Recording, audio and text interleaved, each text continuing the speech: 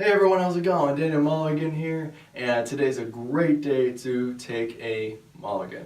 Okay, so today I'm going over the 3 keys on how I organize my diet while on a busy schedule. I know I'm not the only one who's on a busy schedule and has a bunch of things going on at once, so I hope this really helps you with the big thing that I found to struggle with the most, which is staying consistent. And I remember clear as day in a sophomore year of high school, trying to gain as much muscle as I could, and went right into a nutrition plan that I found online. And it was really challenging staying consistent, counting all the calories, the grams, and eating, like every hour was very hard. And I did not have the time for it.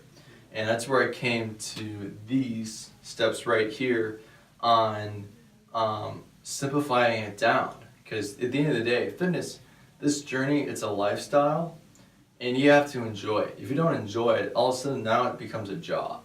And you already have multiple jobs of trying to please other people. This is about pleasing you. So make sure every day of this journey you're enjoying it. So the first thing I recommend is it's the goal. This is the first thing I'll look at no matter what, between diet, fitness, nutrition, even life as a whole. What's your goal?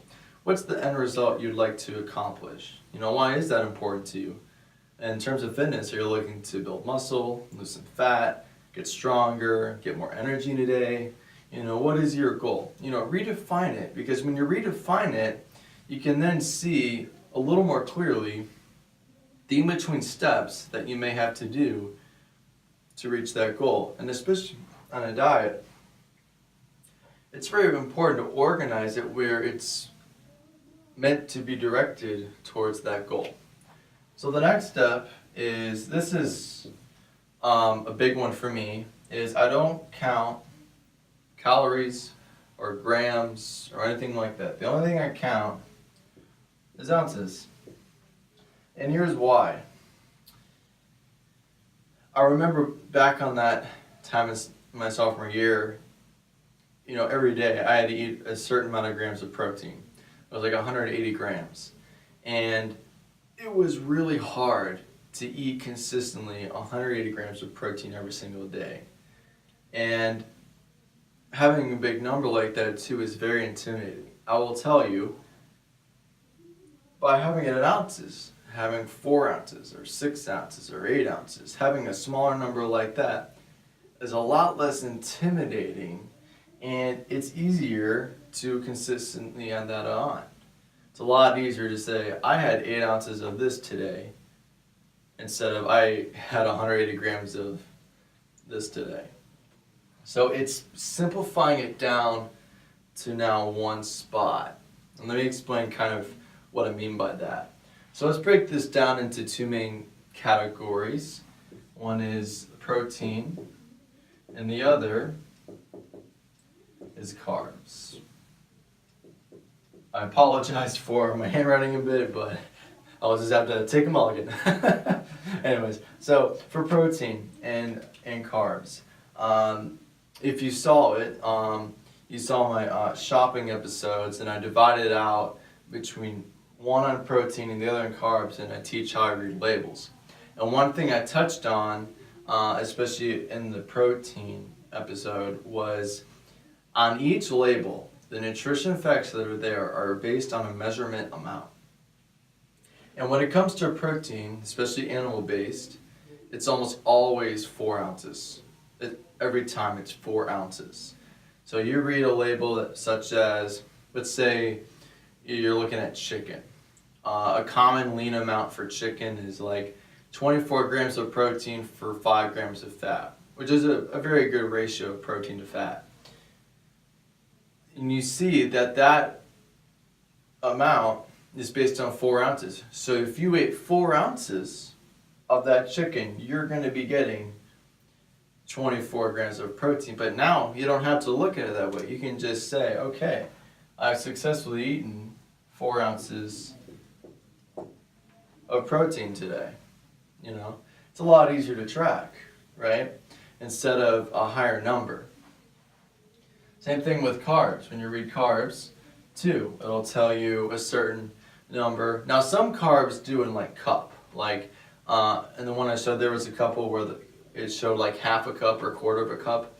You can still, translate that over to ounces too. It's very easy to do, to just bring in one spot. Now, I recognize that, there's not going to be only carbs, there's going to be other things. But you're looking for the majority. Where is the majority macronutrient ingredient? Is it mainly carbs? Is it mainly protein, or is it mainly fat?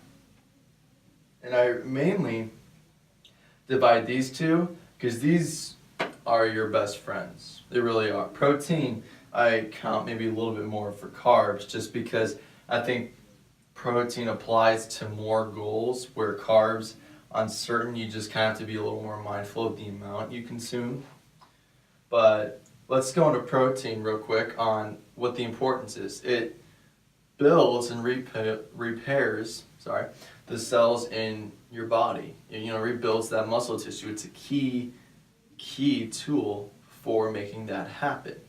And then carbs is the energy. That's the gas in your body, as I like to say. So you need both of these. So this is why I break it down into categories, because these do two completely different things for your body, but they're both things you need. So I buy specifically for protein and then specifically for carbs. That's why I divided out the shopping episodes. And when you convert, you see the ratio on that label. You see it's 2-to-1 or better than that. And now you see it's based on 4 ounces. Okay, we're good. So 4 ounces of this will be in good shape. Now how I apply this to my diet is based on how many meals I eat in a day. Typically I go between 4 or 5 meals a day, and I honestly, regardless of the goal, I recommend that for anyone, to 4 to 5 meals a day. Usually around three main meals and 1 or 2 in between smaller meals or snacks. That's something I highly recommend. The big one you want to focus on is those main meals. Diet is about consistency, and this is where the ounces will help out a lot. If your goal is more on the fat loss area, I recommend starting your protein at around 5 ounces, give or take, around 5 ounces to start off with per meal. Or you could just do the 4 ounces the way it's packaged. A way to tell this is you could weigh it just to double check, but the majority of meat you see is based on a weight of 4 ounces. So you could start off with 4 ounces if you'd like to, and just have it simple. Now let's say you did that. At the end of the day, you realized for 3 meals today, you successfully ate 4 ounces worth of protein. That's very easy to track and do the rest of the week. It's very easy for you to consistently do that for the week. Same thing with carbs. Let's say you do the same amount. Let's say you decide to do 4 ounces of carbs, which I recommend, by the way, when you start off, to have the same ounce number for both protein and carb. And I'll explain on the third step why. And again, just same thing, and just keep it simple on the ounces. The last step, which is, in my opinion, the most critical part, is to analyze and then edit. So there's 2 ways of analyzing if your diet is working. One is feeling, are you having more energy in a day? 2, in the gym or at your home when you're exercising. And then 3 is a look in the mirror. Personally, I like to go based off of feel a little more, because I feel like that tends to speed up the visual results a bit faster. But anyways, let's say, for example, you've completed a week's worth of workout and you come back and you almost feel like your muscles are a bit fatigued, you feel like you're just not stronger, or you feel like you just can't progress in any of the exercises for the day, well, that tells you something, that maybe you need to make it in your diet. So just simply look at, okay, the goal of what protein does is to help rebuild muscle tissue. So maybe I'm not getting enough protein to rebuild the tissue from the last week of workouts. So now what you can do is up your protein amount. Let's say you were eating 4 ounces for each meal. Now I'll try 5, going up to like 5 ounces of protein per meal for each of those 3 meals. Another option you could do is you could do 4 ounces for the first 2 and then like 6 ounces for the last. Just make little teeny ounce edits of, okay, I need a little more protein, so just raise the ounces slightly, whether it's per each meal or just one of the meals and leaving the rest the same. Same thing goes if on the carb side. Let's say if you're progressing, but you find you get tired kind of quickly in your workout, you'd get dizzy in your workouts, anything like that, try improving your carb amount in a day. You can either, the same thing with protein, add another ounce per meal, which I recommend, by the way. If you're going by per meal, I recommend by just going up 1, because if you look at for the entire day, you went up a total of 3 ounces, which that can be a pretty good bit. If it's a nice edit, it's going to make a difference, I guarantee it. But do be mindful of per meal, of not going too much past 1 per meal. Now, if you just pick 1 meal only, you can go up a couple more ounces if you'd like.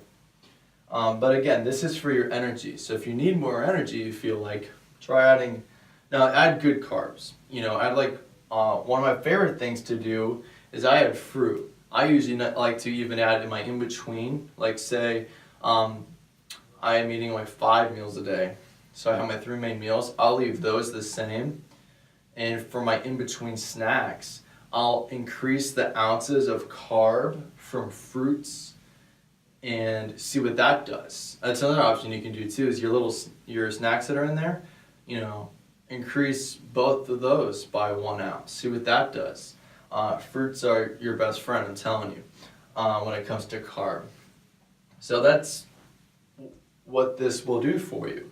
A lot of diet, the nutrition plans you see, they don't put much emphasis on editing, and that's actually really important because no one body is the same. And if you have it simple, where, okay, you just have the ounces, okay, see what this does for the week. If you need this change, okay, just make this little edit, see what it does.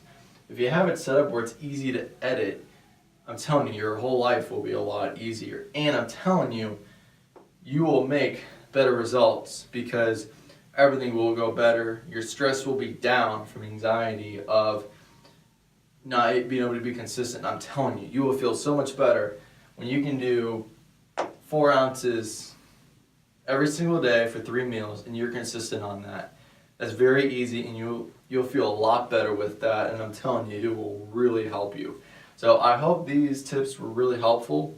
Any questions, please do ask, and please, adopt these into your day. See if it makes it more consistent on that busy schedule. I'm telling you, this will save so much time in a day. You can't even believe how much time. So, add these in, and feel free to share too of how it's working for you. And if you have any questions after you've added up, maybe certain things I may recommend for you. So, hope you have a great rest of your day, and remember not only to take a mulligan in your fitness, but also in another aspect of your life. Have a great rest of your day.